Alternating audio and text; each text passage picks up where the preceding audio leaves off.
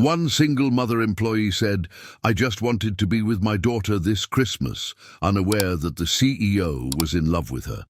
He did something that changed their lives forever. Secrets came to light, and love transformed everything in unexpected ways. A story that will warm your heart. Subscribe to the channel, give it a thumbs up, and comment on where you are watching from. The December rain hammered against the reinforced glass of the 42nd floor, creating a hypnotic rhythm that echoed through the empty hallway of Tech Innovations, Inc. The mirrored building in the heart of Silicon Valley reflected the Christmas lights of Market Street, turning the San Francisco night into a golden kaleidoscope that contrasted with the sepulchral silence of the executive offices. Sarah Johnson pushed the cleaning cart down the marble corridor, her worn sneakers making a dull sound against the floor that cost more than her annual salary. At 34, she had perfected the art of being invisible, a ghost moving among the powerful without ever truly being seen. Her calloused hands held her cell phone with the same delicacy she held her dreams, afraid they would shatter at the slightest misstep. "Mum, when are you coming home? Santa is going to come, and you won't be here." Emily's voice echoed through the speakerphone, laden with that peculiar urgency of an 8-year-old, when every minute feels like an eternity. Sarah leaned against the wall, looking out the panoramic window where the city stretched like a sea of possibilities that never seemed to reach her. "Sweetheart, Mommy needs to finish her work. You know December is the busiest month, right? Everyone wants everything to shine for the holidays." "But Aunt Lisa said her dad always came home for Christmas," Emily insisted, and Sarah felt her chest tighten. Lisa was the neighbor from the apartment next door, a girl the same age as Emily, but who had the luxury of a present father. "Honey, we've talked about this. Your dad—" Sarah swallowed the bitter words she wanted to say about Robert, the man who left when he realized that being a father was more than just getting a woman pregnant. "Your dad can't be with us, but that doesn't mean our Christmas won't be special." Through the slightly open door of the executive suite, an imposing male figure interrupted the typing on his laptop. David Thompson, 42, heir to an empire that began with his Italian immigrant great-grandfather but built his own fortune in the tech world, couldn't concentrate on the financial reports. There was something in that woman's voice that made him pause, as if a familiar melody played on a distant radio. "I just wanted to be with my daughter this Christmas," Sarah whispered into the phone, unaware that every word was being recorded in the memory of a man who had watched her clean his office with a dedication that bordered on reverence for 3 years. David knew every employee in the company by name. It had been a personal policy since he took over the presidency at 35, determined not to become the type of executive who saw people as numbers on spreadsheets. But Sarah was different. She wasn't just another name on the payroll. She was an enigma wrapped in humility and tied with a dignity he rarely saw in the social circles he frequented.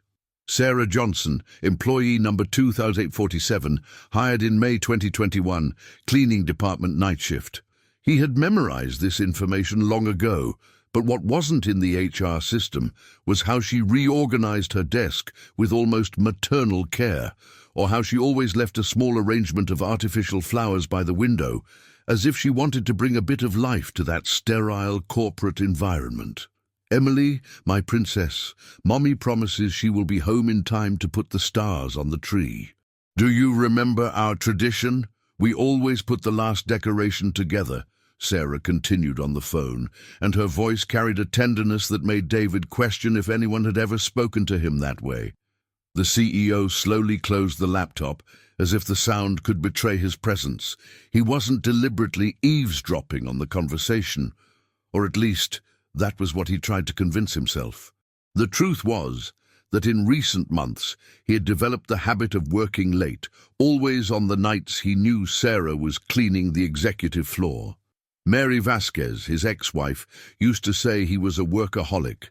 "David, you love this company more than our family," she had shouted during one of their last arguments before the divorce. Maybe she was right back then.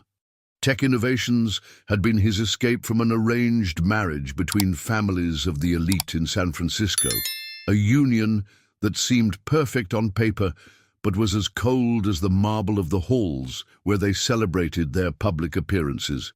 "Okay, Mummy, but do you really promise? Promise it won't be like my birthday?" Emily's voice brought a concerning maturity for a child, and Sarah felt tears burning in her eyes. "I promise, my love. Mommy never breaks important promises, remember? Now go brush your teeth because Aunt Mary should be arriving soon to stay with you." David heard the sound of the phone being hung up and the heavy sigh that followed. He recognized that sound. It was the same sigh he himself let out when responsibilities weighed more than his shoulders could bear. There was something universally human in that moment of vulnerability that made him forget the social differences that separated them. Sarah resumed her work, wiping the damp cloth over the oak furniture in the conference room with precise and methodical movements. Each gesture revealed a professional who turned cleaning into art, who found dignity in honest work even when the world insisted on treating her as invisible. The sound of Louboutin heels echoing down the hallway brought David back to reality. Sarah Smith, his executive assistant, approached carrying a folder with documents that needed his signature before the Christmas break. "Dr. David, sorry to interrupt, but the merger contracts with the American Holding Company need to be reviewed today," Sarah said, but noticed that her boss seemed distant, staring intently at the slightly open door. "Sarah," David began, with a curiosity that surprised even himself, "do you know Sarah Johnson, the cleaning staff who works on this floor?"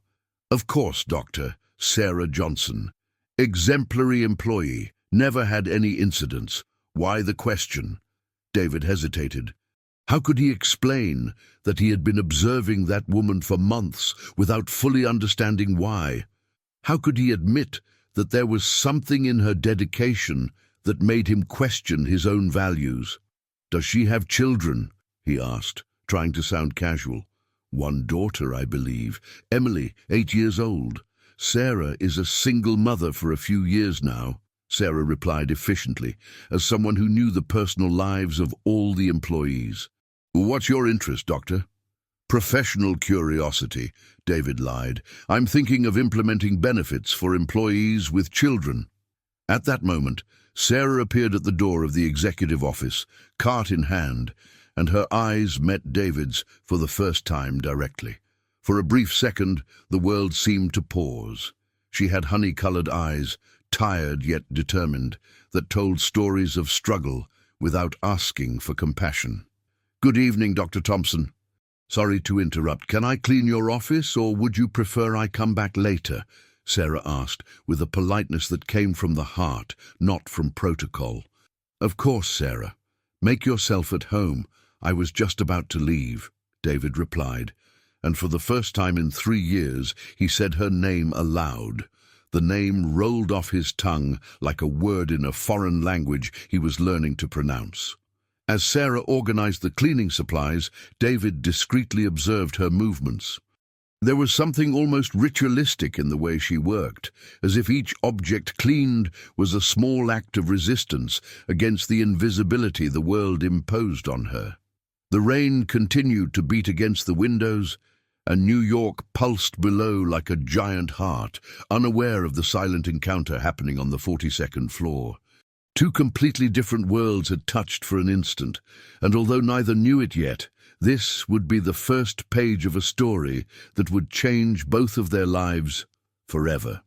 May arrived in New York carrying the characteristic scent of autumn, a mix of damp earth, eucalyptus, and the smoke from exhausts rising from the streets.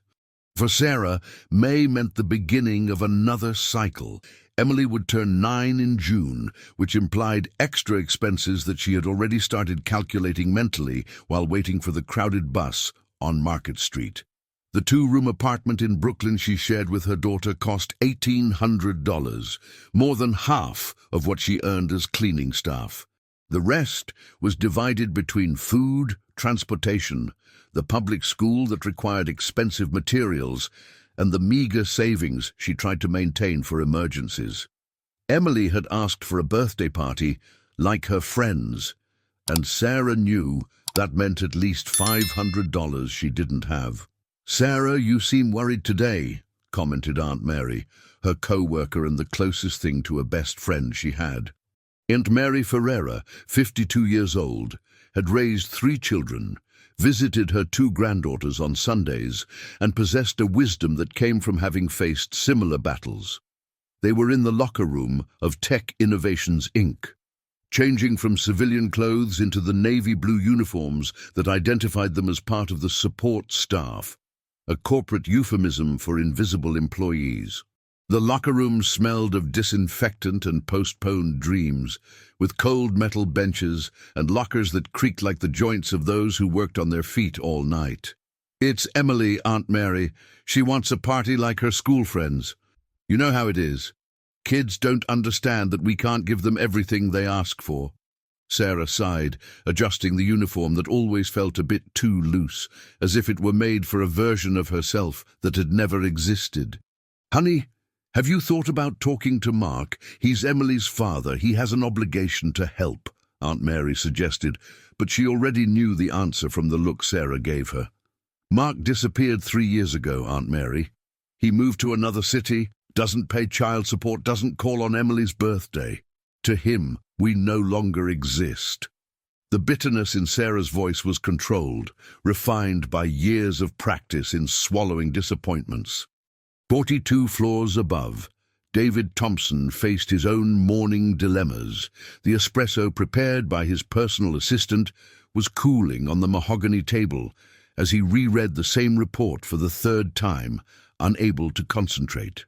The meeting with American investors was scheduled for 9 in the morning, but his mind kept wandering back to the conversation he had overheard the night before. "Doctor, David, the representatives from Goldman Sachs have arrived," announced Sarah over the intercom, but he requested 5 more minutes. 5 minutes to understand why that woman's voice had been echoing in his head like a song he couldn't stop humming. David had grown up in a world where problems were solved with money and influence. When Alessandra wanted something, a phone call to the personal shopper was all it took. When his mother, Donna Elena Thompson, needed anything, she just had to tap into the family network that included politicians, businessmen, and even judges. But there was something in Sarah's quiet dignity that intrigued him in a way he couldn't rationally explain. "Sir," Sarah insisted, and he finally made his way to the meeting room, carrying with him a distraction he couldn't quite name. The meeting went as it always did. Growth charts, profit projections, discussions about expansion into international markets. Tech Innovations, Inc. had become a leader in developing business management applications, and the numbers impressed even David, who had inherited from his father the ability to turn ideas into empires. "Mr. Thompson, we're impressed with the Q1 results. The growth rate is exceptional for the Brazilian market," commented James Sullivan, an executive from Goldman Sachs who looked like he had stepped straight out of a Wall Street movie. "Thank you, James. We believe that Brazil still has enormous untapped potential in the corporate technology sector," David replied automatically, but his mind was elsewhere. He was thinking about how to explain to Emily why he couldn't have the party she wanted. After the meeting, David did something unprecedented. He went down to the 15th floor, where the Human Resources Department was located. Carla Mendez, the HR director, nearly spilled her coffee when she saw the CEO entering her office unannounced. "Mr. Thompson, what a surprise! Is something wrong?" Carla asked nervously. In 5 years working at the company, she could count on one hand the time she had spoken directly with the president. "Carla, I would like to review our employee benefits, specifically for those with children," David said, sitting in the chair across from her desk as if it were the most natural thing in the world. "Of course, sir. We have a health insurance plan that includes dependents, childcare vouchers for employees up to the coordination level, and—" Carla began to list, but David interrupted her. And for the contracted employees? Cleaning, security, maintenance? The question caught Carla off guard. Well, sir, they have the basic benefits required by law, basic health insurance, transportation vouchers, meal vouchers, but nothing specific for family matters. I want you to prepare a proposal expanding the benefits, include educational assistance for the children of all employees, regardless of their position.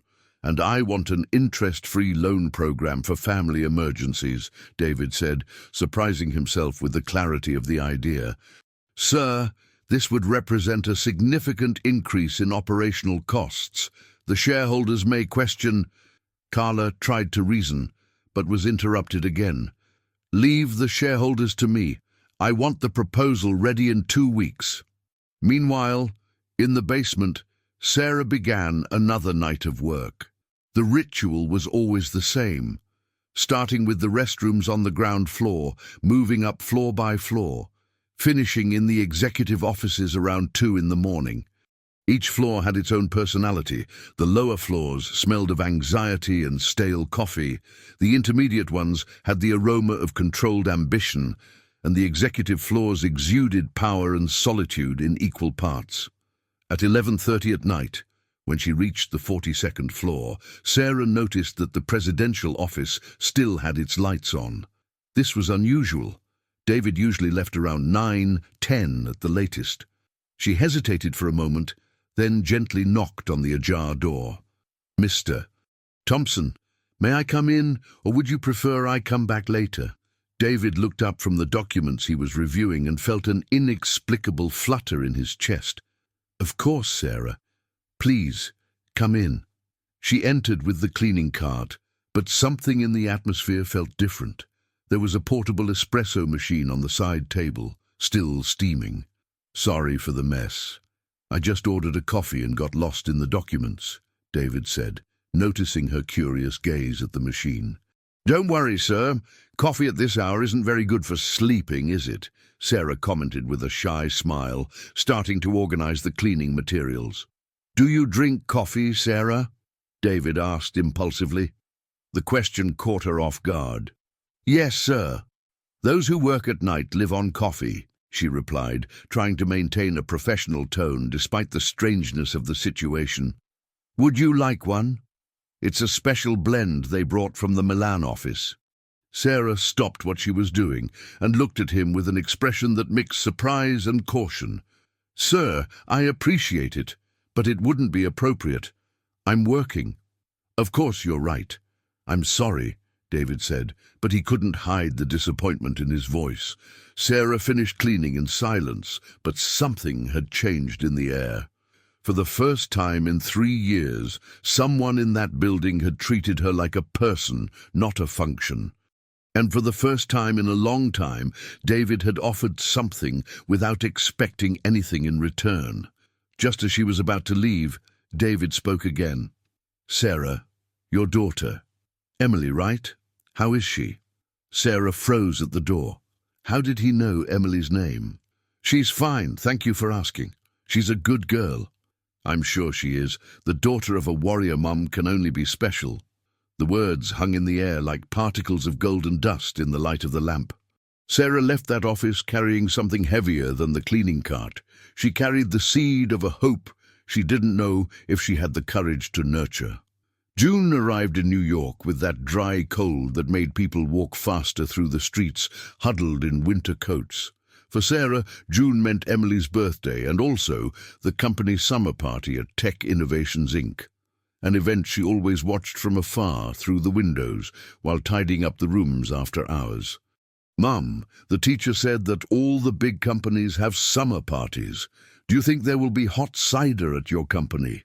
Emily asked during breakfast, chewing on the buttered toast that constituted the standard weekday menu.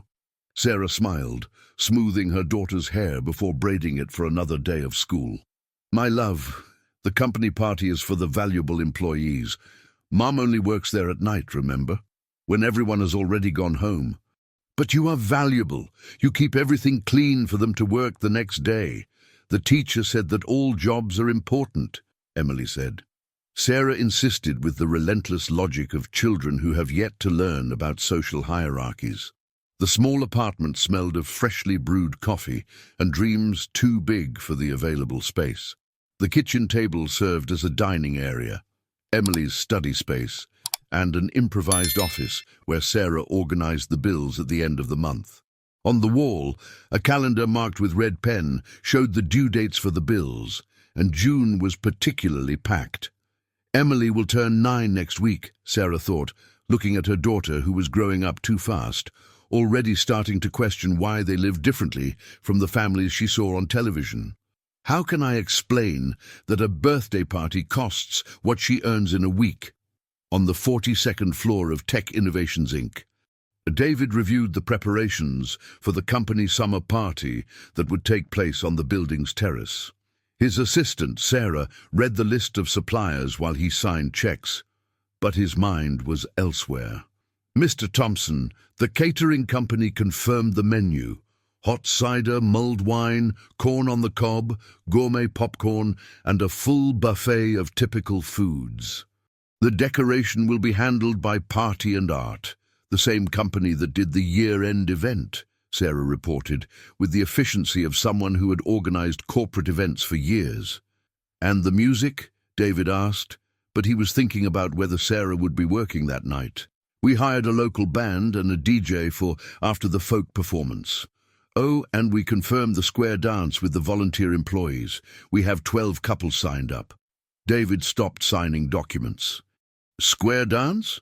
Yes, sir. It was the marketing team's idea. They thought it would be a fun way to integrate the departments. A crazy idea began to form in David's mind. Sarah, I want you to do something for me. Extend the invitation to the party to all employees of the company. Everyone. Cleaning, security, maintenance, contractors. Everyone. Sarah paused, pen in the air. Sir, all employees? That would completely change the logistics of the event. We're talking about over 300 people. Exactly. A real summer party, not a corporate charade. I want it to be an event for the entire Tech Innovations family. That afternoon, Sarah was in the locker room changing clothes when Aunt Mary came running in, holding a paper and her eyes shining with excitement. Sarah, you won't believe this. Look at this. Aunt Mary waved the paper like it was a winning lottery ticket. What is it, Aunt Mary? You look like you've seen a ghost.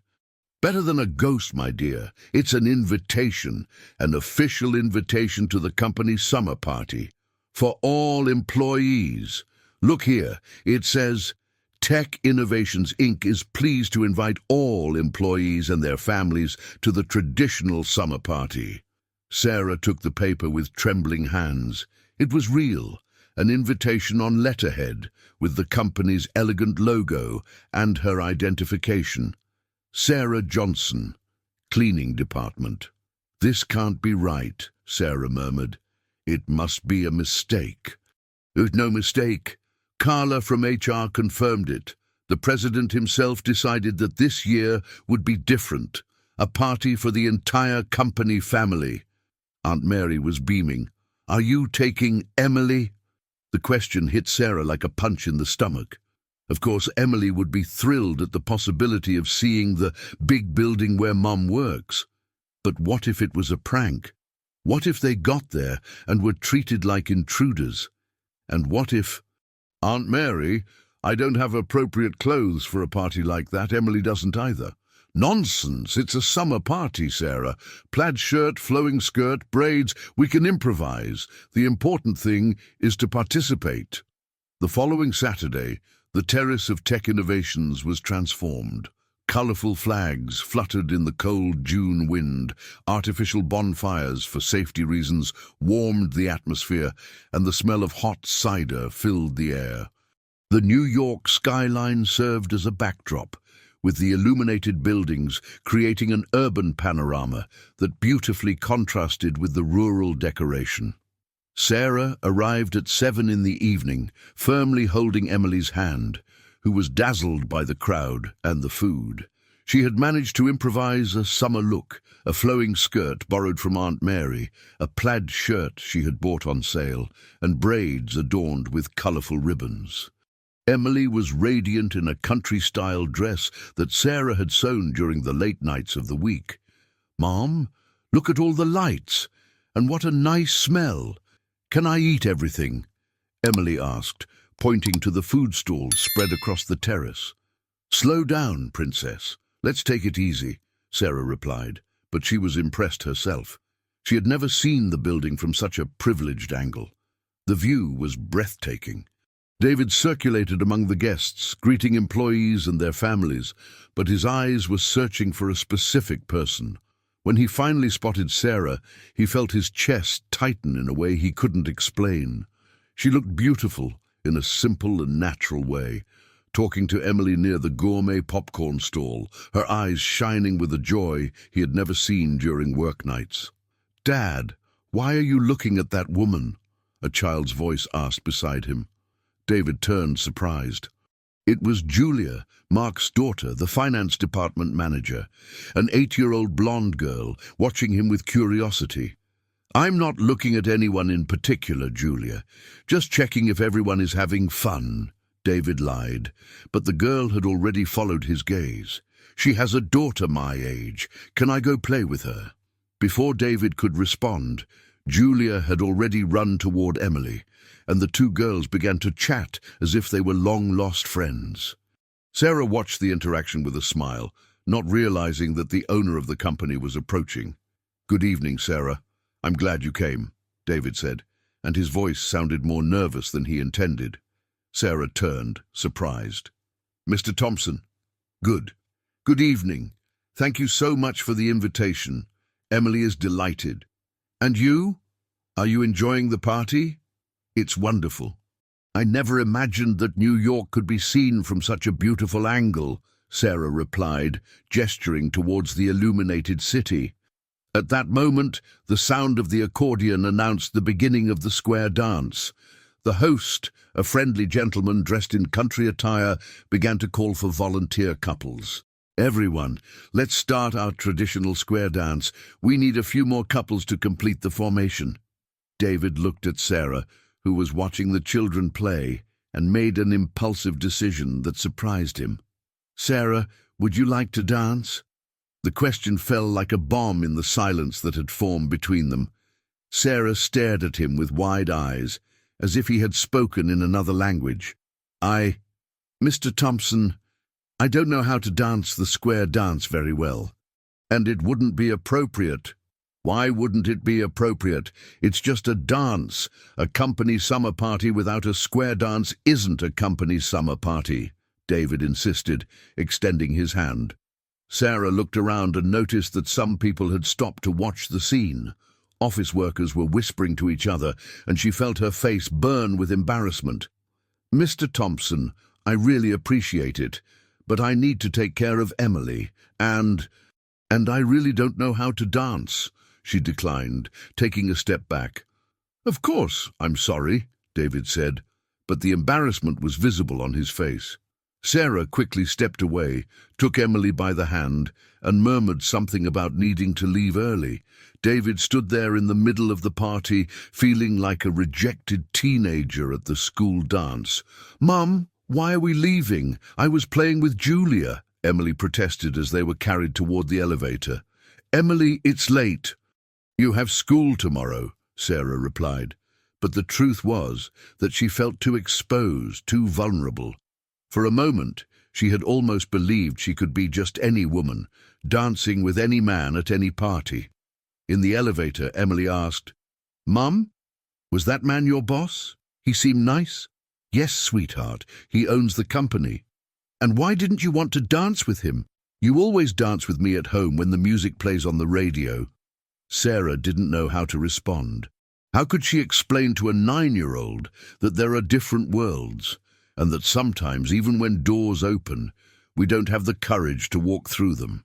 That night, David stayed at the party until the end, but he couldn't shake the look of panic in Sarah's eyes when he invited her to dance. For the first time in a long time, he had acted on impulse without calculating the consequences, and the result had been a rejection that hurt more than it should have. Maybe Alessandra was right, he thought. Maybe I really don't know how to relate to normal people. July arrived with that biting cold that made New York feel like a European city, especially in the early mornings when Sarah walked from the subway station to the Tech Innovations Inc. building. The cold air burned her lungs, and people hurried along the sidewalks, wrapped in dark coats that made them look like shadows fleeing from the streetlights. Emily had started complaining about toothaches, especially on the right side of her mouth. Sarah noticed that her daughter was only chewing on one side and sometimes grimaced during meals, but she tried to convince herself that it was just her baby teeth wanting to fall out naturally. "Mum, my tooth hurts a lot," Emily said one Monday morning, placing her hand on her right cheek with a pained expression that Sarah could no longer ignore. "Let me see, Princess," Sarah asked. And when Emily opened her mouth, she saw that the upper teeth were clearly misaligned, with the canine growing crooked and pushing against the other teeth. It was an obvious case for orthodontic treatment. That afternoon, after dropping Emily off at school, Sarah went to the community health center to try to get a dental appointment. The line was immense, winding along the sidewalk like a lazy snake made of tired people. After 3 hours of waiting, she finally managed to be seen. "Miss Sarah, your daughter's case really needs orthodontic treatment. In the public system, the waiting list is at least 2 years, explained the dentist, a young woman with tired eyes who seemed to carry the weight of all the dental problems in the neighborhood. "And if I want to go private?" Sarah asked, although she knew the answer would be devastating. "The complete treatment costs between $3,000 and $5,000, depending on the complexity, plus the monthly maintenance visits, which cost about $200 each." Sarah felt the ground open beneath her feet. $5,000 was more than 3 times her monthly salary. Even if she broke it down into payments, she wouldn't be able to afford it. "Doctor, what if I don't do the treatment now?" Besides the aesthetic issue, which can affect the child's self-esteem, untreated orthodontic problems can cause chewing difficulties, digestive issues, and even headaches. The sooner we treat it, the better. Sarah left the community health center with a heavy heart and a quote in hand that felt like a sentence. That night, during dinner of spaghetti with marinara sauce, a menu that repeated 3 times a week for economic reasons, Emily complained of pain again. "Mom, when will I be able to fix my teeth? Julia from school said she wears braces and that her teeth look beautiful." "Soon, my love. Mom is looking into it," Sarah lied, hating herself for not being able to give her daughter something as basic as proper dental care. The next day, Sarah made a decision that went against all her principles. She went to the Human Resources Department at Tech Innovations Inc. to ask for a loan. Lisa Brown received her warmly, but the rules were clear. "Sarah, the maximum loan for employees at your level is $1,000 and $1,500 paid in 12 installments, and you need to have 2 years with the company without any unjustified absences during that time," Sarah explained, consulting the system. "I have 3 years with the company, and I've never missed a day," Emily replied with a glimmer of hope. "That's true, your record is impeccable, but unfortunately, $1,500 won't cover an orthodontic treatment, will it?" Emily shook her head, feeling tears burning her eyes. She signed the loan papers, knowing it wouldn't be enough, but $1,500 would at least help with something. What Emily didn't know was that all loan requests above $500 went to David for final approval. It was a financial security policy of the company that few employees were aware of. Loan of $1,500. Employee Sarah Johnson, Janitorial Department. Sarah read the routine documents on a Wednesday afternoon. Exemplary record, 3 years with the company. Reason, medical treatment for her daughter. David stopped typing and looked at the document. "Medical treatment?" "Yes, sir, it's specified here, orthodontics for a minor dependent." David fell silent for a long moment, remembering the conversation he had overheard months ago when Emily was on the phone talking about wanting to be with her daughter for Christmas. He also recalled Sophia's shy smile at the company's summer party and how Emily had declined the invitation to dance with a look of panic in her eyes. "Sarah, approve the loan, and I want you to research the average costs of pediatric orthodontic treatment in New York." "Sir, just do what I'm asking." An hour later, Sarah returned with the information. "Mr. Thompson, complete orthodontic treatment for children ranges from $3,000 to $7,000, depending on the clinic and the complexity of the case." David did some mental calculations. Emily earned about $1,800 a month. Even with the loan, it would be impossible for her to afford her daughter's treatment. That same afternoon, David made a decision that even surprised Carla from HR. "I want to create a medical assistance program for employees' children," he announced during an impromptu meeting. "Cases involving treatments not covered by the basic insurance." "Mr. Thompson, that would represent a significant additional cost," Carla began. "Let's start as a pilot project. 5 cases per semester, individual analysis of each situation. I want the first case approved by the end of this week." "And what would the first case be?" "Emily's daughter from the janitorial department. Complete orthodontic treatment." Carla nearly spilled her coffee. "Sir, may I ask what motivated this specific decision?" David hesitated. How could he explain that there was something about that woman's dignity that made him want to be a better person? How could he admit that he thought about her every day, not out of physical attraction, but from a deep admiration he couldn't name? "She's an exemplary employee of 3 years. She deserves our consideration," he replied, trying to sound professional. The following Friday, Emily was in the locker room getting ready for another night of work when Carla appeared with a sealed envelope. "Emily, I need to talk to you, in private."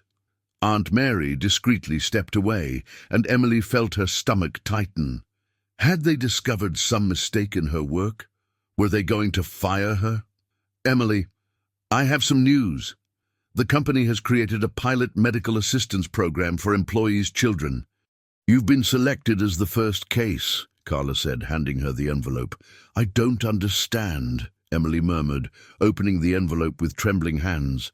"The company will fully cover the orthodontic treatment for Sophia. Private clinic, qualified professional, everything included. You just need to choose the orthodontist and schedule the appointment." Emily read the document 3 times before the words made sense. It was real. A medical assistance program that would completely cover her daughter's treatment. But why? How was I chosen?" she asked, suspicious. In her experience, things that seemed too good to be true usually had some catch. "Your exemplary employee record. 3 years without absences, always punctual, several compliments from the users of the floors you clean. The company recognizes dedicated employees," Carla explained, almost verbatim what David had instructed. That night, Emily went up to the 42nd floor with a racing heart. When she entered the CEO's office to clean, David was still there, as if he'd been waiting for her. "Mr. Thompson," she began, her voice trembling, "I wanted to thank you for the medical assistance program. I don't know how the company found out about Sophia's problem, but it's a new program, Emily. For dedicated employees like you," David interrupted, unable to look directly into her eyes. "I don't know how I will repay this generosity."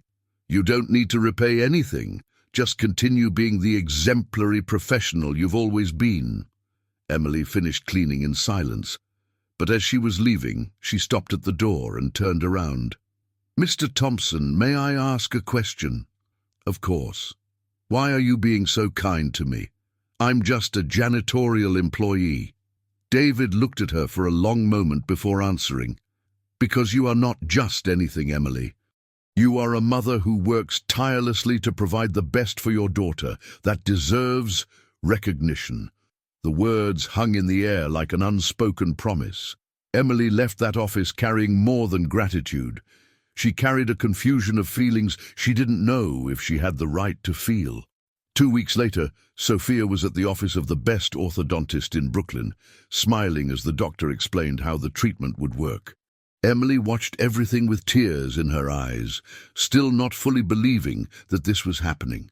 "Mom, now my teeth are going to be as beautiful as Julia's," Sophia said excitedly. "Yes, Princess, they're going to be beautiful now," Emily replied, thinking of the mysterious man who had made this miracle possible, and wondering what kind of emotional debt she was incurring without realizing it. August arrived with those unusual hot days that confused New Yorkers, when winter seems to have forgotten its schedule and allows the sun to warm the city with an unexpected generosity. Emily was radiant with her new orthodontic braces, smiling confidently and showing off her braces to anyone who wanted to see. Sarah, on the other hand, carried a weight in her chest that grew heavier each day. Gratitude mixed with an unease she couldn't name. Why had David Thompson created a medical assistance program just when she needed it?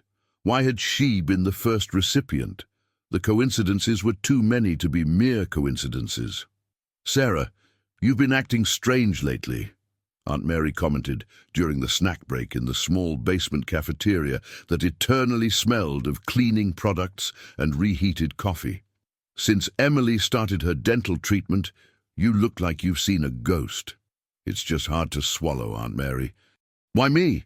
Why now?" Sarah vented, stirring her unsweetened coffee that had become her habit to save a few cents each day.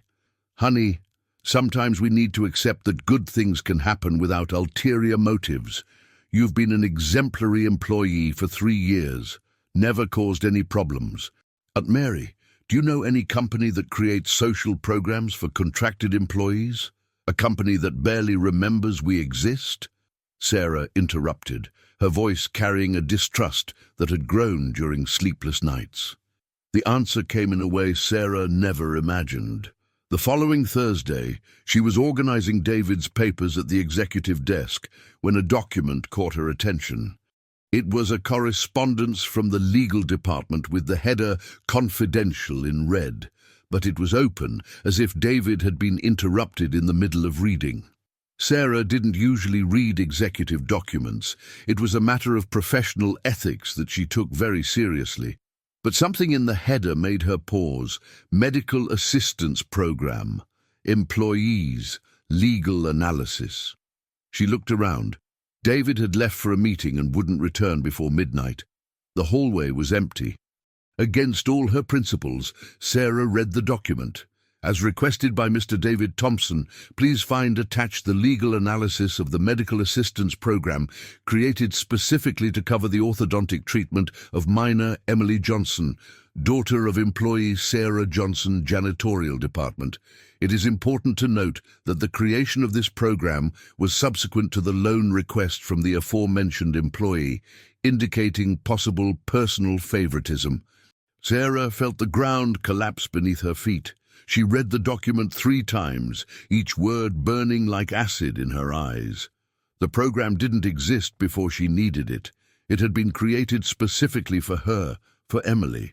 All that talk about exemplary employee and recognition was a lie. Her hands trembled as she placed the document back on the desk, exactly where it had been.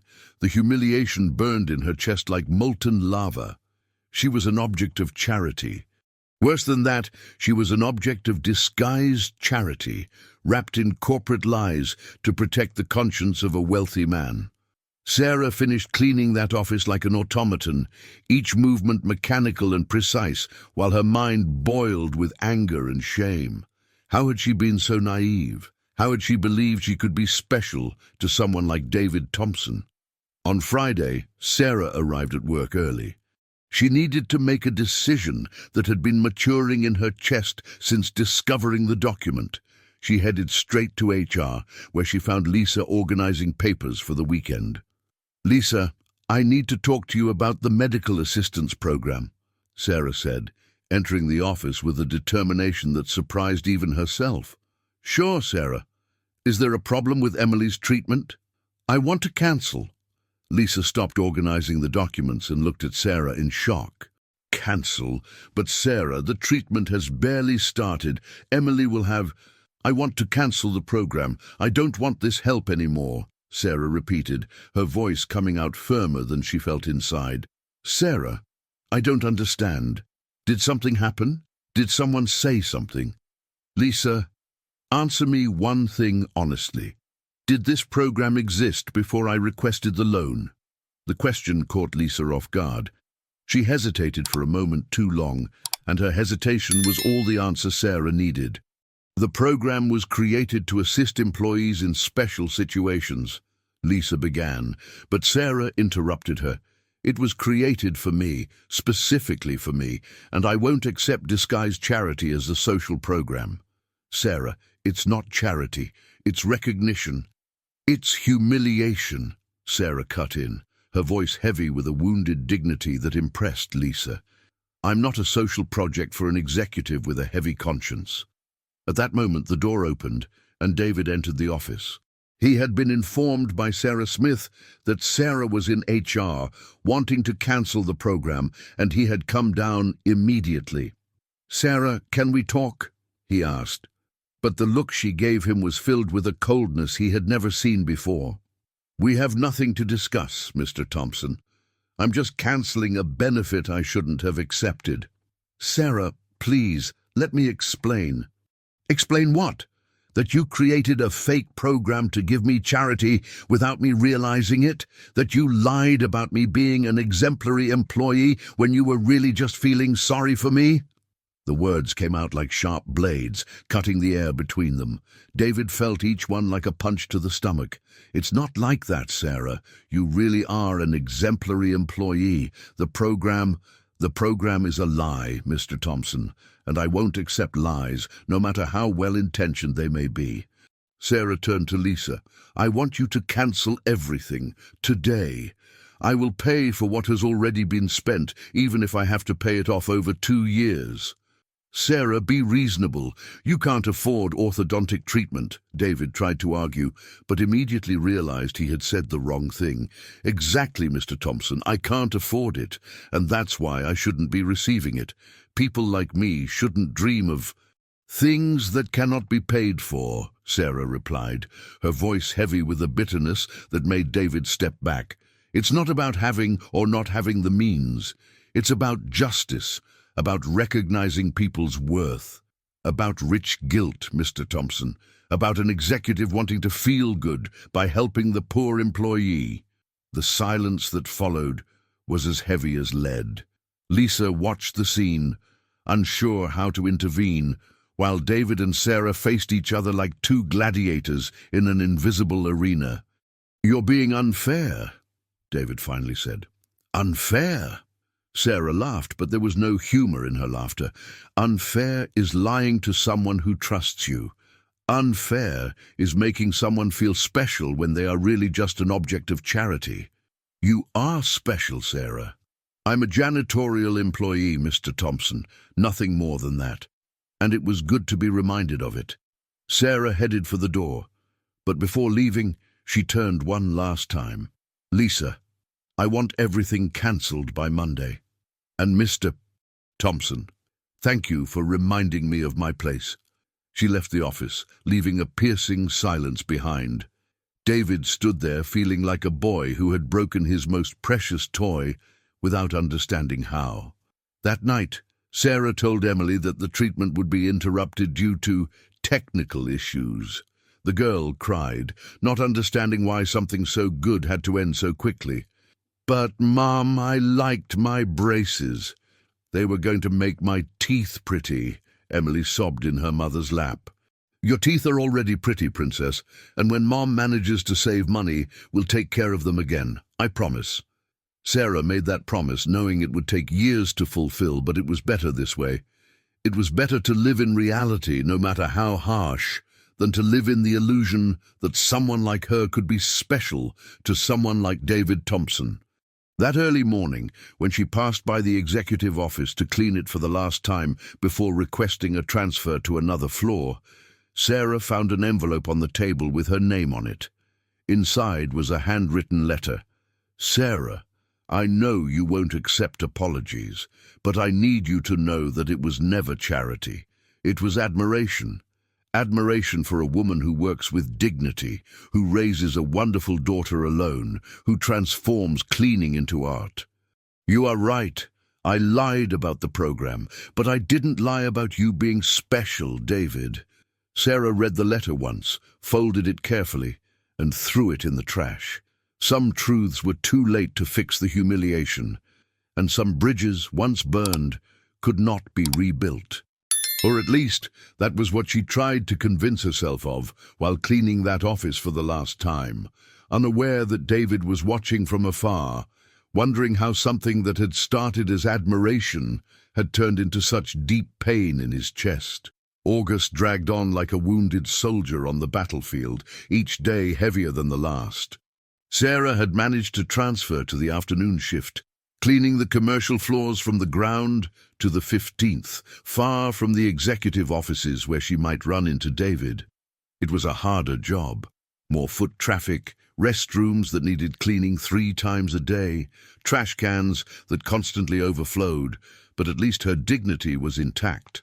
Emily cried every night asking to go back to the tooth doctor. Sarah had invented a story about the medical plan changing the rules, but a 9-year-old could sense that something was wrong. Emily's teeth began to hurt again, and Sarah felt like a monster every time she saw her daughter grimace during meals. "Mum, why are you so sad?" Emily asked one Thursday afternoon while doing homework at the kitchen table. "You don't laugh like you used to." Sarah stopped folding the clean clothes and looked at her daughter. How to explain to a child that sometimes adults get hurt in ways that leave no visible marks? How to tell her that her mother had allowed herself to dream and that it had cost more than she had imagined? "Mom is just tired, princess. New job, different hours. It will pass."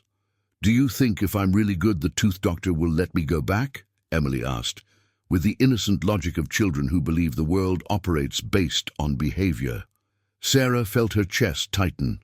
"My love, it's not about being good or not, it's complicated." On the 42nd floor of Tech Innovations Inc., David had become a darker version of himself. Sarah Smith watched worriedly as he arrived earlier and left later, as if work could fill the emptiness that had settled in his chest. "Mr. Thompson, aren't you going to have lunch today?" Sarah asked at 2 in the afternoon, seeing him still hunched over reports he had already read 3 times. "I'm not hungry," David replied without lifting his eyes. "Sir, may I make a suggestion?" David finally looked at her. Sarah had worked with him for 5 years and had the freedom to speak her mind. "Go ahead. Why don't you go after Sarah and explain properly what happened? Everyone has noticed that you've been different since she changed shifts." "Everyone has noticed." "Sir, in 5 years working here, I've never seen you care so much about an employee. And honestly, from what I've observed, she cared about you too." David leaned back in his chair. "She made it very clear what she thinks of me, Sarah, and she's right. I acted in a paternalistic and humiliating way. Or you acted like someone who cares and didn't know how to express it properly." Sarah's words echoed in David's head for the rest of the afternoon. Maybe she was right.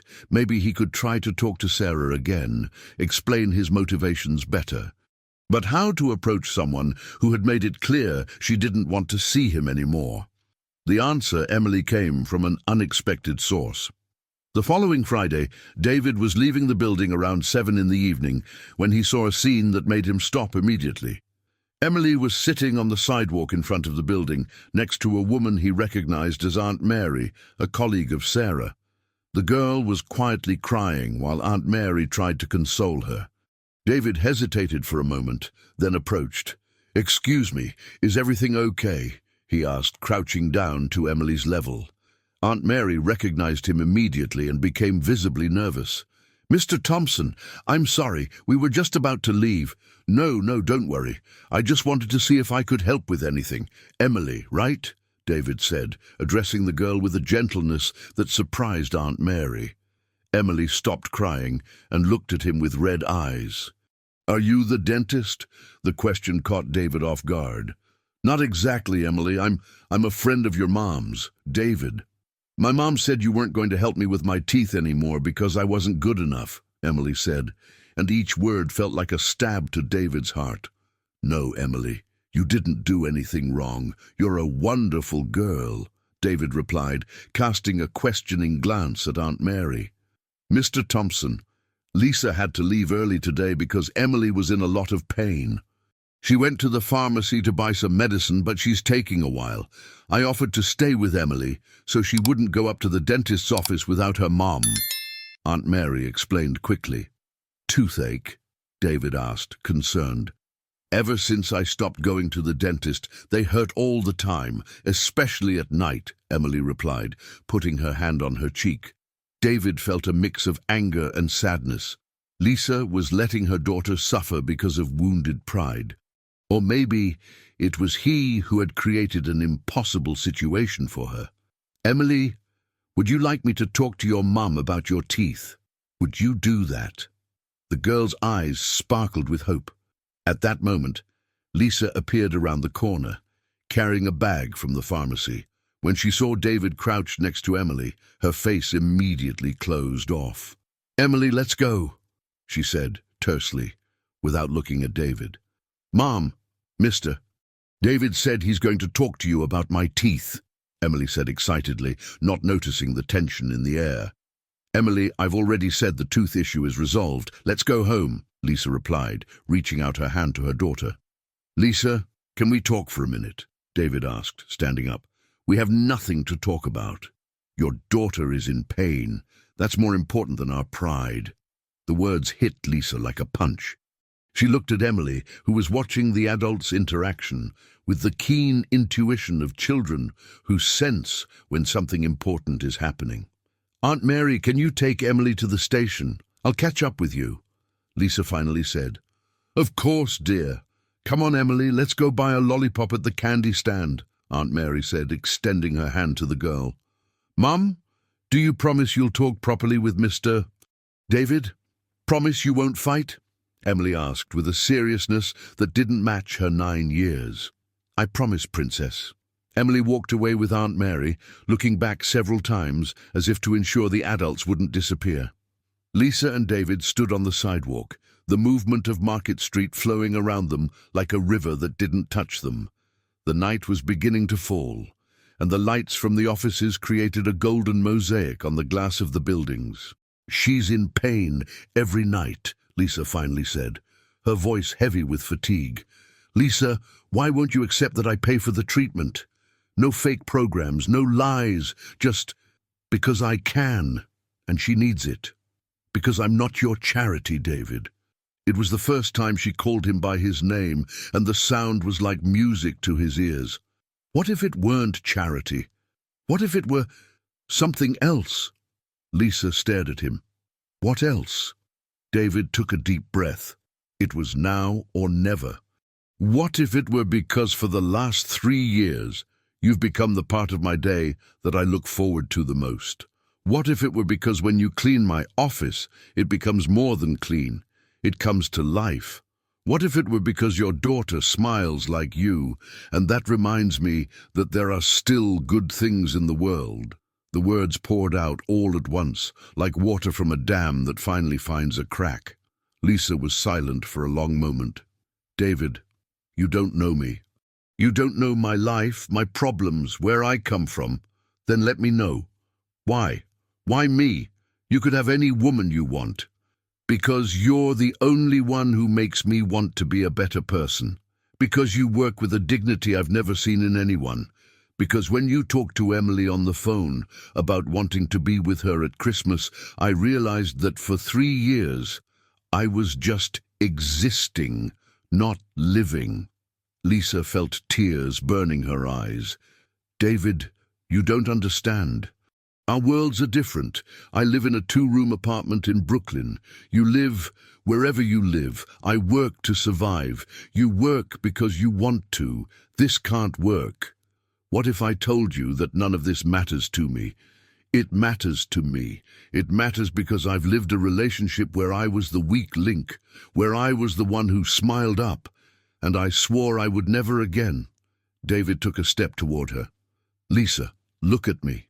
She reluctantly lifted her eyes. I don't want you to be different. I want to learn to be like you. I want to learn to work with purpose, to find joy in simple things, to be a father to a child like you are a mother to Emily.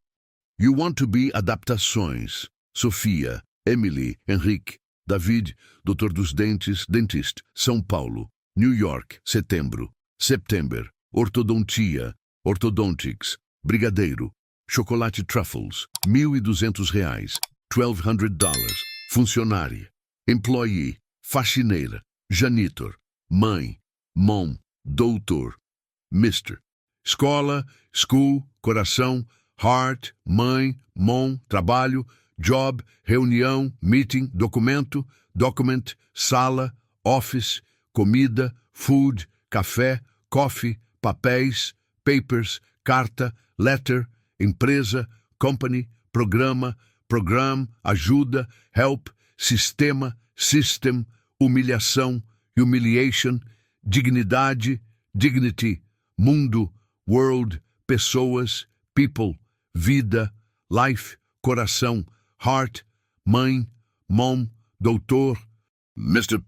Remédio, medicine, dor de dente, toothache, Natal, Christmas, candy stand, caridade, charity, festa junina, company summer party, coração acelerado, racing heart, mãe, mom, reunião, meeting, documento, document, sala, office, comida, food, café, coffee, papéis, papers, carta, letter, funcionário, employee, empresa, company, programa, program, tratamento, treatment, ajuda, help, sistema, system, humilhação, humiliation, dignidade, dignity, mundo, world, pessoas, people, vida, life, coração, heart, mãe, mom, trabalho, job, reunião,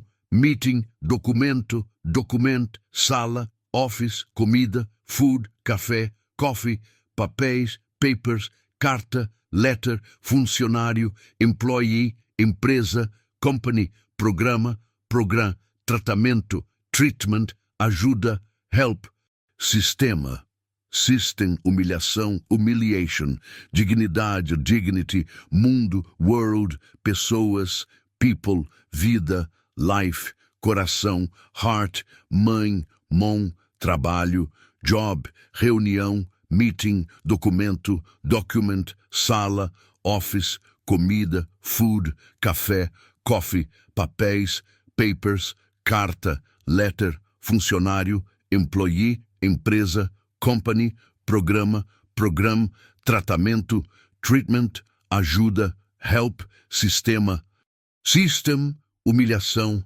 humiliation, dignidade, dignity, mundo, world, pessoas, people, vida, life, coração, heart, mãe, mom, trabalho, job, reunião, meeting, documento, document, sala, office, comida, food, café, coffee, papéis, papers, carta, letter, funcionário, employee, empresa, company, programa, program, tratamento, treatment, ajuda, help, sistema, system, humilhação, humiliation, dignidade, dignity, mundo, world, pessoas, people, vida, life, coração, heart, mãe, mom, trabalho, job, reunião, meeting, documento, document, sala, office, comida, food, café,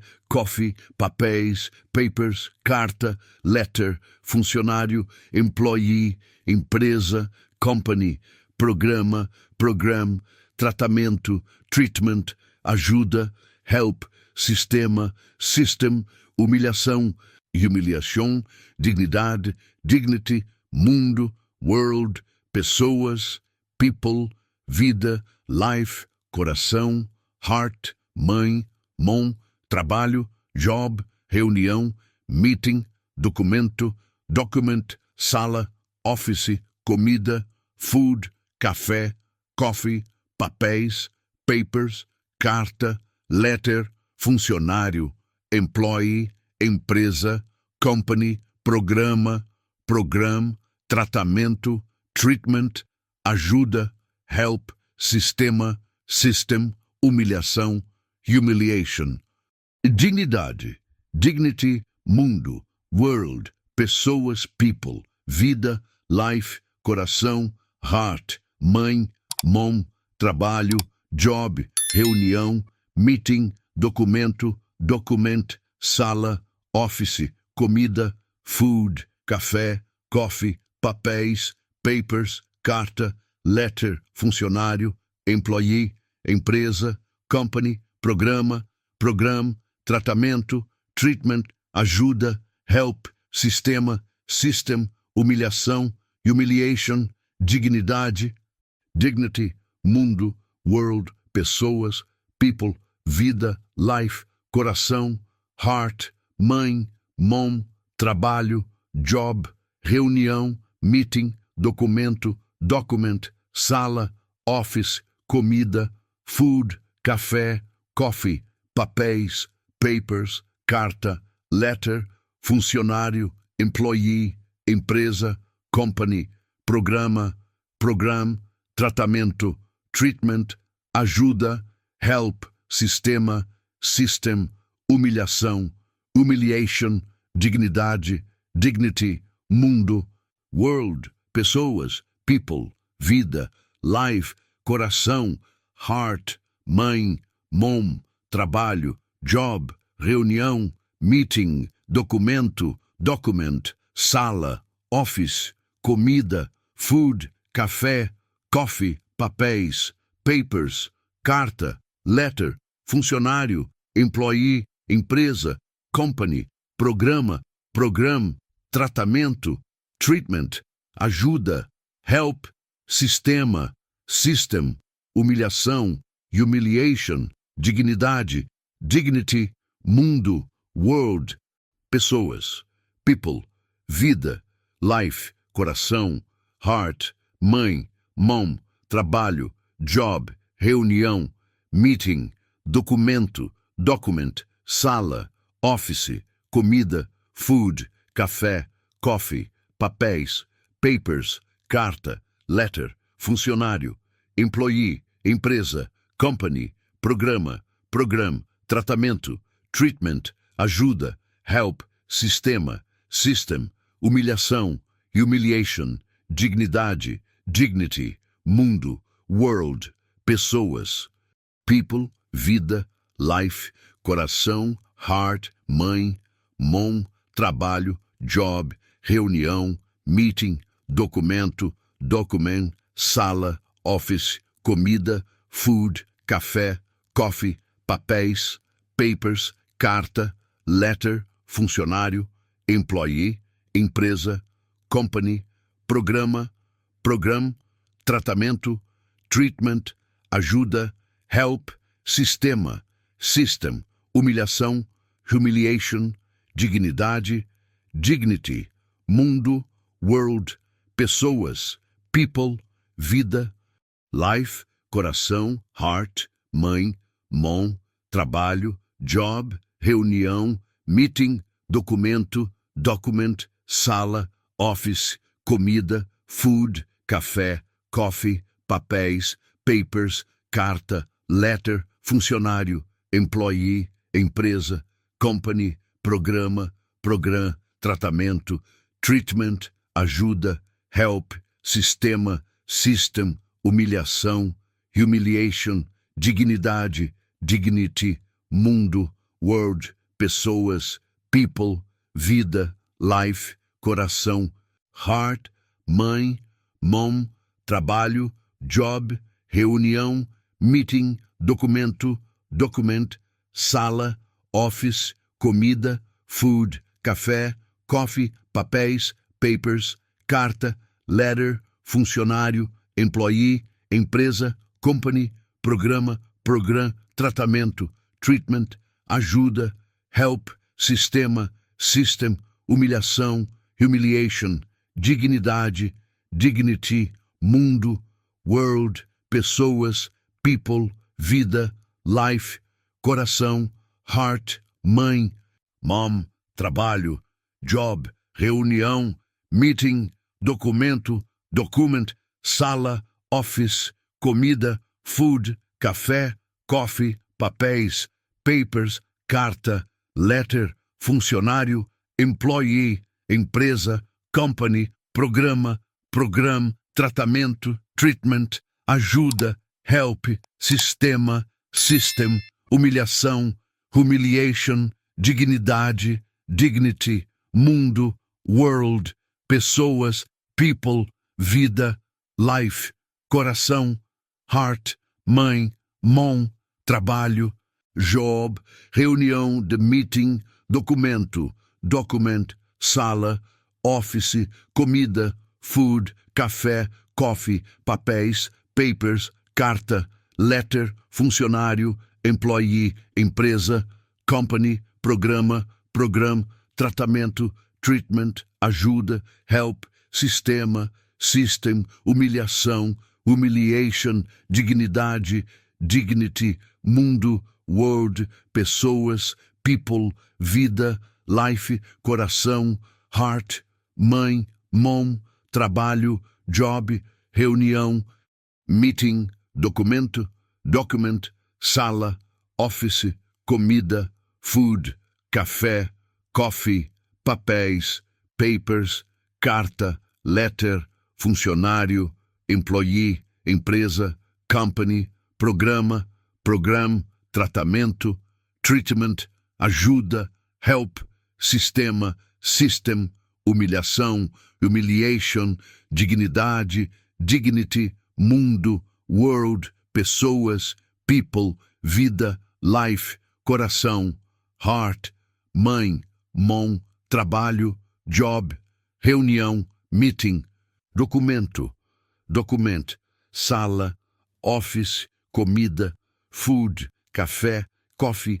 papéis, papers, carta, letter, funcionário, employee, empresa, company, programa, program, tratamento, treatment, ajuda, help, sistema, system, humilhação, humiliation, dignidade, dignity, mundo, world, pessoas, people, vida, life, coração, heart, mãe, mom, trabalho, job, reunião, meeting, documento, document, sala, office, comida, food, café, coffee, papéis, papers, carta, letter, funcionário, employee, empresa, company, programa, program, tratamento, treatment, ajuda, help, sistema, system, humilhação, humiliation, dignidade,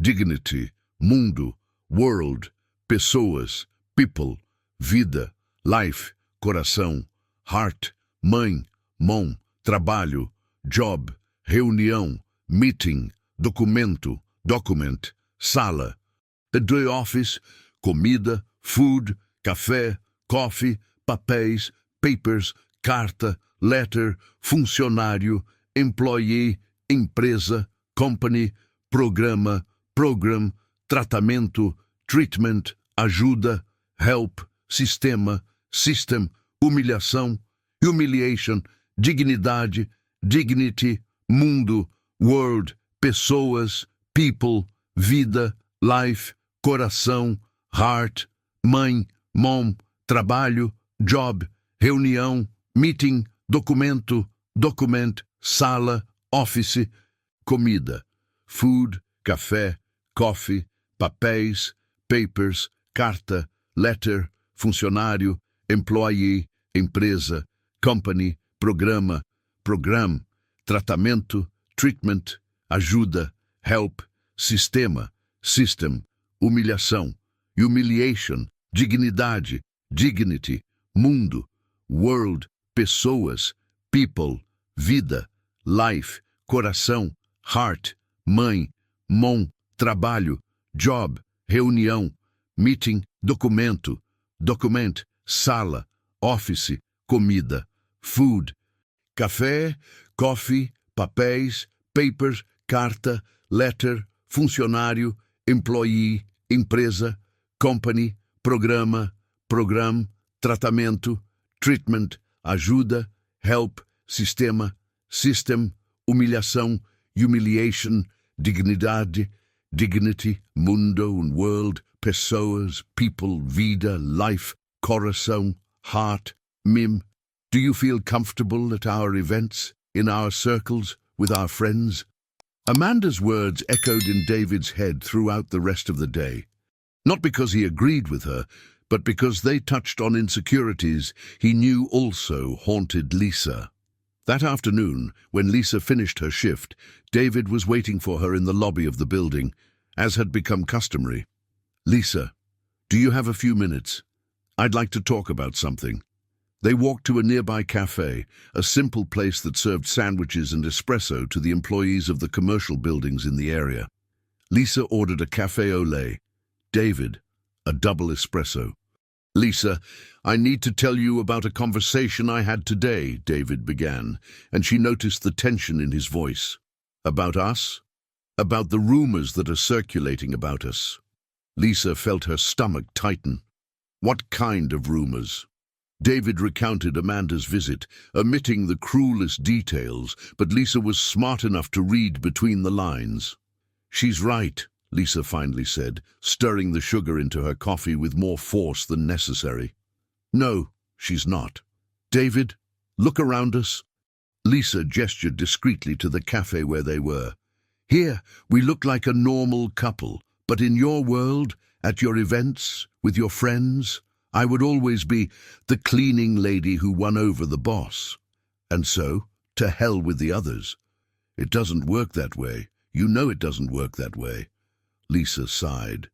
"David, I don't want to be your rebellion project against society. I don't want to be the woman you use to prove some point about social classes. That's not it. Isn't it? Then answer me this. Would you take me to your best friend's daughter's wedding, to the charity dinner at the hospital where your mom is a patron, to the New Year's Eve party of your social circle?" David hesitated, and his hesitation was all the answer Lisa needed. "I don't blame you," Lisa continued, with a sadness that broke his heart. "I probably wouldn't know which fork to use for the appetizer. I'd speak slang without realizing it, and I'd wear the wrong outfit. But the problem isn't that I don't know these things. The problem is that you're afraid I won't know." "Lisa, David, this friendship of ours is becoming something that could hurt us both, and especially Emily. She's already getting attached to you, creating expectations. What if I leave the company? What if I sell my share and start something new, smaller, away from this world?" The question caught Lisa completely off guard. "You would do that?" "I would." Lisa studied his face, looking for signs that he was just being dramatic, but his eyes were serious, determined. "David, you can't give up everything for a woman you've known for just a few weeks. It's not for a woman. It's for a life that makes sense." At that moment, Lisa's phone rang. It was Emily, crying on the other end. "Mum, can you come home? I fell off my bike and my arm hurts a lot." Lisa stood up immediately. "Emily, calm down, sweetheart. Mommy is on her way." "Are you at Aunt Mary's house?" "I am. She said she would take me to the hospital if you take too long." "You don't need to, Princess. I'm coming." Lisa hung up and looked at David. "I have to go. Emily got hurt. I'll drive you, it's faster." Lisa hesitated for a second, then nodded. "Thank you." In the car, as David drove through the streets of New York, Lisa tried to call Aunt Mary to get more details about the accident. David watched in the rearview mirror as she bit her lip in nervousness, and he realized he loved her not despite her maternal worries, but because of them. "Lisa," he said softly, "no matter what happens between us, I will always be here if you need anything." She looked at him with tears in her eyes. "I know, And that's why this is so hard. When they arrived at the building where Lisa lived, Emily was in the lobby with Aunt Mary, her left arm immobilized with an improvised sling made from a t-shirt. "Mom!" Emily ran into Lisa's arms, and David felt a pang of pain seeing the relief on both their faces. "Calm down, Princess. Let me see." Lisa examined Emily's arm carefully. "Does it hurt a lot?" "Only when I move it. Aunt Mary said it might not be anything serious." "Let's go to the hospital to be sure," David said, stepping closer. "My car is right there." Emily looked at him curiously.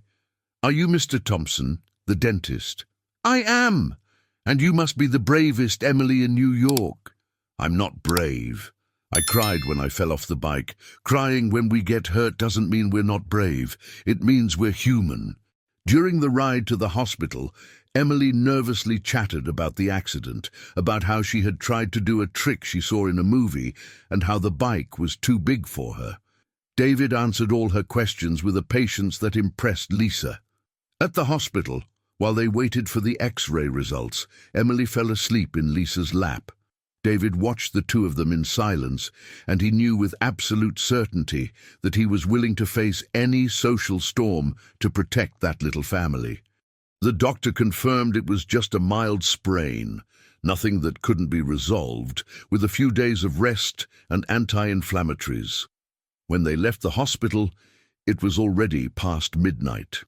"David, thank you so much for everything today," Lisa said when he parked the car in front of her building. "Lisa, about our conversation at the cafe. Let's leave that for another day. Today you've already done too much for us." Emily, sleepy in the back seat, murmured, "Mr. Thompson, do you want to come up for the brownie I made for you?" Lisa and David exchanged glances. It was an innocent invitation from a child, but they both knew. Lisa knew it represented much more. "Emily, it's very late. Mr. Thompson needs to go home," Lisa said softly. "Is it okay?" Emily replied, disappointed. "But will you come back another day?" Mr. Thompson looked at Lisa, waiting for an answer she didn't know how to give. "We'll see, Princess," Lisa finally answered. "We'll see." As Mr. Thompson drove back to his apartment in Manhattan, he thought about Amanda's words regarding reputation and Lisa's doubts about belonging. Perhaps they were both right about the obstacles they would face. But one thing he knew for sure. For the first time in years, he felt useful in a way that had nothing to do with money or power, and that was worth any storm that might come. October brought with it that persistent heat that made New York sweat during the day and sigh with relief on the still, cool nights. For Lisa, October meant extra bills. Emily needed school supplies for the last quarter, and the old air conditioning in the apartment had broken down, turning the afternoons into real ovens that tested the patience of both mother and daughter. Emily was recovering well from her bike fall, using her injured arm as an excuse to gain extra pampering from her mom and special attention from her teachers at school. But her questions about Mr. Thompson were becoming more frequent and more direct each day. "Mom, does Mr. Thompson have kids?" Emily asked during breakfast on a Tuesday morning, chewing on the bread with homemade jam that Lisa made to save a few dollars each month. "No, Princess." "Why do you ask?" "Because he was really nice to me at the hospital, just like a dad would be. Julia from school said her dad always gets nervous when she gets hurt, but Mr. Thompson stayed calm and made me laugh even with my arm hurting." Lisa felt her chest tighten. Emily was forming emotional bonds with Mr. Thompson, and that scared her more than any financial problem. Children got attached quickly and suffered even more when they lost important people. "Emily, you know Mr. Thompson has a very different life than ours, right? He's very busy, has important meetings. But he likes us, Mom. I know he does. The way he looks at you and me." Her daughter's keen observation left Lisa speechless. How could she explain to a 9-year-old the complexities of social differences and the barriers that existed between different worlds? That same day, while Lisa worked on the 15th floor, organizing the boardroom for the sales department, A conversation between two executives made her stop and listen involuntarily. "Did you hear the latest about David Thompson?" Patricia Volker, the marketing director, said to her colleague Amanda Brown from finance. "Don't tell me that story about the janitorial staff is true," Amanda replied in a tone that mixed curiosity and disdain. Lisa felt her blood run cold.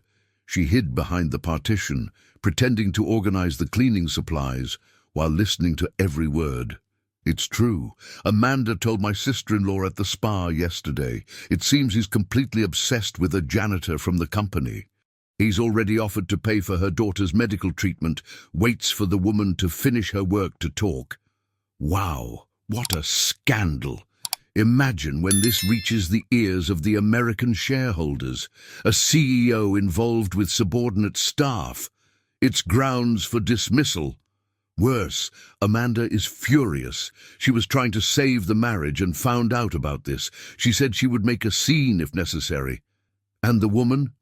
What is she like? According to Amanda, a typical opportunist. She saw the chance to snag a rich man and grabbed it with both hands. Of course, she must be using emotional blackmail with her daughter. Lisa felt nausea rising in her throat. Each word was like a slap in the face, echoing her worst insecurities about the situation. She quickly finished cleaning that room and left quietly, but the words continued to hammer in her head for the rest of the night. Typical opportunist, using emotional blackmail with her daughter. On the 42nd floor, Mr. Thompson faced his own storms. The meeting with the American shareholders had been scheduled for the following Friday, and he knew Amanda had planted seeds of doubt about his leadership ability. "Mr. Thompson, I need to talk about a delicate situation," Valeria said, entering his office with a worried expression he knew well. "What happened?" "James Sullivan from Goldman Sachs called this morning. He received some information about your personal life, and he's questioning whether this could affect the company's image." Mr. Thompson closed his eyes. "What kind of information?" "Something about an inappropriate relationship with an employee." "Sir, I know it's not my place, but—" "You're right, Valeria. It's not your place." The harshness in Mr. Thompson's voice made Valeria step back. "I'm sorry, sir. It's just that rumors are spreading, and the company could face consequences." "Mr. Thompson ran his hand through his hair, a gesture Valeria recognized as a sign of extreme stress. "Schedule a meeting with the board for tomorrow. I need to clarify some things." That night, when Lisa went down to the basement to get her belongings from the locker, she found Aunt Mary waiting for her with a serious expression. "Lisa, we need to talk." "About what?" "About the comments going around the company about you and Mr. Thompson." Lisa sat on the cold metal bench, feeling her legs weaken. "What kind of comments?" "Malicious gossip, dear. People saying you're taking advantage of the situation, that you're using Emily to gain favors." "And do you believe that?" "Of course not. But Lisa, this could harm you. Contract workers can be fired without justification. And if they conclude that you're causing problems for the company—" Aunt Mary's words confirmed Lisa's worst fears. She was not just the subject of gossip. She was becoming a corporate problem that could cost her job. In the morning, next, Lisa made a decision that had been brewing since the conversation she overheard by chance. She headed to HR and asked to speak with Lisa Brown. "Lisa, great to see you. How is Emily?" "Good, thank you. Lisa, I came here to resign." The bombshell dropped in the silence of the office. Lisa stared at her, as if she had spoken in Mandarin. "Resignation? Lisa, did something happen? Did someone bother you?" "I can't work here anymore." "But why? Your work is impeccable. We've never had complaints." "It's personal." Lisa studied Lisa's face and seemed to understand. "Does this have to do with the rumors?" "You know about the rumors?" "Lisa, I'm the HR director. My job is to know when something might affect the work environment. And yes, I've heard some comments." "Then you understand why I need to leave." "Lisa, look at me." Lisa leaned over the desk. Don't let gossipers dictate your life. If there's something between you and Mr. Thompson, that's your problem, not the company's. Lisa, there is nothing between us. We are friends. But people don't see it that way. And I can't afford to lose this job because of misunderstandings. And what if you lose it because of a hasty decision? Lisa, my daughter is 9 years old. She needs stability, not a mom who becomes office gossip. I've already found another job. It was a lie. Lisa hadn't found another job, but she knew she needed to leave Tech Innovations Inc. before the situation became unsustainable. Lisa, does Mr. Thompson know about your decision? No, and he doesn't need to know now. I just want to serve my notice in peace. That afternoon, David was in a meeting with the board of directors, facing direct questions about his personal life and his ability to lead the company. David, you understand our concern, said Mark, the majority shareholder after the Thompson family. The company's image is crucial for our international business. Mark, my personal life does not interfere with my professional capacity. Maybe it doesn't interfere with your ability, but it can affect how partners perceive the company, retorted Sandra Martins, representative of external investors. Are you telling me I have to choose between my personal life and my position in the company? We are saying you should consider the consequences of your choices, Mark replied coldly, as someone who saw people as chess pieces. David left that meeting with crystal clear clarity. He was willing to give up the presidency of the company if necessary. For the first time in his life, something was more important than the Thompson empire. But when he arrived at his office, Sarah was waiting for him with a document that would change everything. Mr. Thompson, Lisa resigned today. The words hit David like a punch in the stomach. Resignation. She spoke with Lisa this morning. She said it was for personal reasons. David didn't need to ask what personal reasons. He knew exactly what had happened. The rumors, the pressure, the gossip. Lisa had concluded that protecting her daughter was more important than any possibility of a relationship with him. Sarah, cancel all my appointments for the rest of the day. Sir, I need to resolve a situation I should have dealt with a long time ago. David left the Tech Innovations Inc. building that afternoon with a determination he hadn't felt in years. It was time to choose definitively between the world he had inherited and the life he wanted to build. And for the first time, the choice was as clear as the sunrise. Lisa had no idea that while she was organizing her few personal belongings in her locker in the basement, preparing to leave that job forever, David was making the most important decision of his life, a decision that would change not only his destiny, but that of a small family that had brought color to his gray world. The storm was coming to an end, but there were still thunderstorms on the horizon. And sometimes it is precisely in the calm after the storm that we discover who we really are and what truly matters. November arrived in New York carrying that electricity that precedes the heavy summer rains, when the air becomes dense and the city seems to sigh, waiting for the relief that comes with the downpours. For Lisa, November meant the countdown to leaving Tech Innovations Inc. Her last day of work was scheduled for the Friday of the first week, and she still hadn't managed to find another job.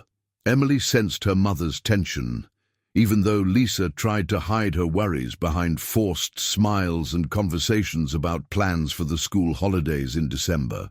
The girl had asked several times why David no longer came to talk to them, and Lisa always changed the subject with the skill of someone who had perfected the art of protecting children from the complexities of the adult world. "Mom, are you sad because you won't work in the beautiful building anymore?" Emily asked one Tuesday morning while they had coffee at the kitchen table that served for everything in their lives. "I'm not sad, Princess, just thoughtful. Mom will find a new job, maybe even better. And what about Mr. Thompson? You won't see him anymore." The question hit Lisa, as it always did when Emily mentioned David. How to explain to a child that sometimes adults need to distance themselves from the very people they care about the most? My love, Mr. Thompson has his life, and we have ours. He was very kind to us, but now each one goes their own way. But I like him, Mum, and he likes us too. I see that in his eyes." Lisa stroked her daughter's hair, trying to swallow the lump in her throat. "Sometimes liking is not enough, Emily. Sometimes people belong to different worlds." On the 42nd floor of Tech Innovations, Inc., David faced the most decisive week of his business career. The meeting with the American investors was scheduled for Thursday, and he knew that his position as CEO, he depended on the decisions he would make in the coming days. Sarah entered his office with a stack of documents and a worried expression that had become constant in recent weeks. "Mr. Thompson, the partnership contracts with Goldman Sachs are ready for review, and—" She hesitated. "James Sullivan wants a private conversation with you before the official meeting. About business or my personal life?" "I believe it's about both, sir." David nodded, but his mind was elsewhere. In the last 3 days, he had made a series of decisions that would surprise everyone who knew him. He had consulted lawyers about the possibility of selling his majority stake in the company. He had researched smaller companies where he could restart without the burden of the Thompson name, and he had drafted a letter that he had kept in his drawer for 2 days, lacking the courage to deliver it. "Sarah, I need you to find out where Lisa is working now." Discreetly. "Sir, she is still serving her notice period. It ends on Friday." "And after that, has she found another job?" Sarah hesitated. As an executive assistant, she had access to information that she technically shouldn't share. But she also saw how David had changed in recent weeks. More distant, less focused, like someone who had lost something important. "From what I heard through Amanda, she is looking for a job, but hasn't secured anything yet." The information hit David like a punch. Lisa was about to be unemployed, possibly because of the rumors he had generated, and here he was worrying about investors and business partnerships. That afternoon, David did something he hadn't done in years. He cancelled all meetings and left the office at 3 in the afternoon. He drove to Brooklyn, to the address he had memorized from Lisa's employee records, and stood in front of her building for almost an hour, trying to gather the courage to go up. The building was simple, 3 stories high, with clotheslines in the windows and the sounds of televisions and conversations leaking through the thin walls. It was a completely different world from his, but there was something comforting in that simplicity that made him feel more at home than in his penthouse apartment in Manhattan. Finally, David went up to the 2nd floor and knocked on the door of apartment 23. Emily opened the door, wearing a simple dress and her hair tied in 2 pigtails that made her look even younger. "Mr. Thompson!" she shouted, and before he could say anything, she threw herself into his arms. "I knew you would come to visit us." The girl's hug was like a slap of reality. David realized how much he had missed that purity, that childlike ability to show affection without calculating consequences. "Emily, it's great to see you. How's your arm?" "It's totally better now. Do you want to see?" she said, moving her arm in all directions to prove she was healed. Lisa appeared in the kitchen doorway, drying her hands on a towel, and when she saw David there in her small living room holding her daughter, it felt like 2 impossible worlds had collided. "David, what are you doing here? We need to talk, Lisa." Emily looked from one adult to the other, sensing the tension in the air with the sharp intuition of children. "Can I show Mr. Thompson my room, Mom? I finished the drawing I was making for him." "Emily, Mr. Thompson is busy." "Actually, I would love to see your drawing, Emily," David interrupted, looking directly into Lisa's eyes. "If your mom allows." Emily's room was tiny, but every inch was creatively utilized. There were drawings taped to the walls, books organized on a makeshift shelf made of bricks and boards, and a twin bed covered with a patchwork quilt that looked handmade. "This is the drawing I made for you," Emily said, showing a sheet of paper where she had drawn 3 figures, a woman with long hair, a little girl, and a tall man in a suit. "It's us three. You, me, and my mum." The drawing was simple, made with colored pencils, but there was something touching in the way Emily had represented the three of them together, holding hands, with smiles too big for the drawn faces. "It's beautiful, Emily. Can I keep it?" "Of course. I made it especially for you. My mum said you have a very busy life, but I think everyone needs a family, right?" The girl's words hit David with a force that caught him off guard. "You're right, Emily. Everyone needs a family." When they returned to the living room, Lisa had prepared coffee and was clearly nervous, arranging and rearranging objects that were already in their proper places. "Emily, why don't you go watch TV in your room? I need to talk to Mr. Thompson about adult matters." "This is boring things." "Not always are adult matters boring, Princess. Sometimes they are very important," David said, crouching down to her level. "But they are things you will understand when you are older." Emily kissed David on the cheek and then her mum before running to her room. Lisa served the coffee in two mismatched cups and sat on the small sofa, keeping a safe distance from David. "Lisa, I heard you resigned. I thought it was for the best." "Because of the rumors?" Lisa sighed. "David, you know we had no choice. The situation was becoming unsustainable for everyone involved. What if I told you I'm ready to leave the company?" The question dropped like a bomb in the silence of the apartment. Lisa stared at him as if he had spoken in another language. "Leave the company? David, are you serious?" "Completely serious. In the last few days I've talked to lawyers about selling my majority stake. I already have interested buyers." "But why? Why would you do that?" David leaned forward, looking directly into her eyes. "Because in the last 3 years, the only time I felt I truly lived when I was talking to you. Because when Emily hugged me a little while ago, I felt something I've never felt in any business meeting. I discovered that business success means nothing if you don't have someone special to share it with." Lisa shook her head. "David, you can't give up everything for my sake. I couldn't live with that guilt. It wouldn't be for your sake. It would be for my own, for a life that makes sense. What if it doesn't work out between us? What if we find out we're too different after all? What if it does work out? What if we discover that we are exactly what each other needs?" Lisa fell silent, struggling between the heart that wanted to believe and the mind that warned her of all the risks. "Lisa, can I tell you something? Ever since you left the night shift, I've been staying late at the office hoping to see you. Ever since I found out you resigned, I can't concentrate on anything. Ever since Emily hugged me today. I'm sure I want to be a part of your lives, if you'll let me." "David," Lisa began, but he interrupted her. "I know our worlds are different.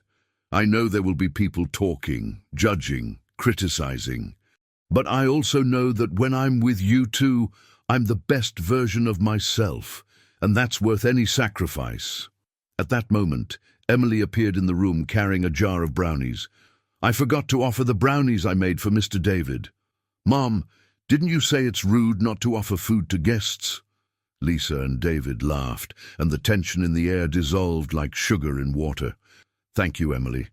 I love brownies," David said, accepting a treat from her small hands. "Do you want to have dinner with us tonight? My mom makes the best spaghetti in the world." Lisa turned red. "Emily, Mr. David must have commitments." "Actually, I don't have any commitments, and I would love to have dinner with you," David replied, looking at Lisa. "If you'll have me." That night, while the three of them had spaghetti with marinara sauce at the small kitchen table, with Emily telling stories from school and David asking questions about every detail of their lives, Lisa realized something she had tried to deny for months.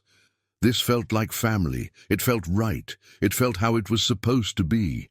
And for the first time since meeting David, she allowed herself to imagine that maybe, just maybe, fairy tales could happen in real life too. Even if they were fairy tales written in small apartments, with simple dinners and a lot of love. When David left that night, taking with him Emily's drawing and the promise that he would return the next day to continue the conversation. Lisa knew her life was about to change forever, and for the first time in a long time, she wasn't afraid of the change. December arrived in New York as it always did. Hurried, noisy, and with that frenetic energy that turned the city into a giant hive preparing for the holiday season. The streets were filled with twinkling lights, street vendors offered Christmas decorations on every corner, and the air carried promises of renewal that made even the most cynical believe in miracles. For Lisa, December 2024 would be different from all the other Decembers of her life. For the first time since Emily was born, she wasn't just worried about survival. She was allowing herself to dream of possibilities. In the last 3 weeks, since that impromptu dinner at the apartment in Brooklyn, David had become a constant presence in their lives, not in an invasive or desperate way, but with the naturalness of someone who had found his place in the world. He would pick Emily up from school on Wednesday afternoons when Lisa had a doctor's appointment. He took them out to dinner at simple neighborhood restaurants on Saturdays, and on Sundays he stayed home with them, watching cartoons with Emily and helping Lisa with household chores. "Mom, can David make brownies?" Emily asked one Sunday morning, December 22nd, while the three of them prepared treats for the Christmas Eve dinner the next day. "I don't know, Princess." "Why don't you ask him?" Lisa replied, smiling as she watched David trying to peel potatoes with the concentration of someone who had never done it before. "David, can you make brownies?" Emily asked directly, as only children know how to do. "I've never tried, Emily, but if you teach me, I'll learn," he replied, putting down the half-peeled potato and moving closer to the stove where Lisa was stirring a pot of dulce de leche. "It's easy. You put condensed milk, butter, cocoa powder, and stir until it's just right. My mom makes the best brownies in the world." "Your mom does many things better than anyone else in the world," David said, looking at Lisa in that way that made her blush even after weeks. The small apartment smelled of cinnamon, cloves, and happiness. Lisa had gotten a job at a hospital cleaning company. The salary was similar to that of Tech Innovations, Inc. Yes, but the environment was completely different. No gossip, no complicated hierarchies, no judging looks. It was just honest work that allowed her to support her daughter with dignity. David, for his part, had surprised everyone, including himself, with the speed of his decisions. In 3 weeks, he sold 60% of his share in Tech Innovations, Inc. to a group of international investors, keeping only a minority stake that ensured him enough income to live comfortably without needing to work 12 hours a day. "And now, what are you going to do with your life?" Lisa had asked a few days earlier when he told her about the sale of the company. "I'm going to discover what it's like to be happy without being successful by the standards I've always known," he replied. "I'm going to learn to make brownies, to help Emily with her homework, to watch movies on the couch Sunday afternoons. I'm going to learn to live." The answer made Lisa understand. Adaptações.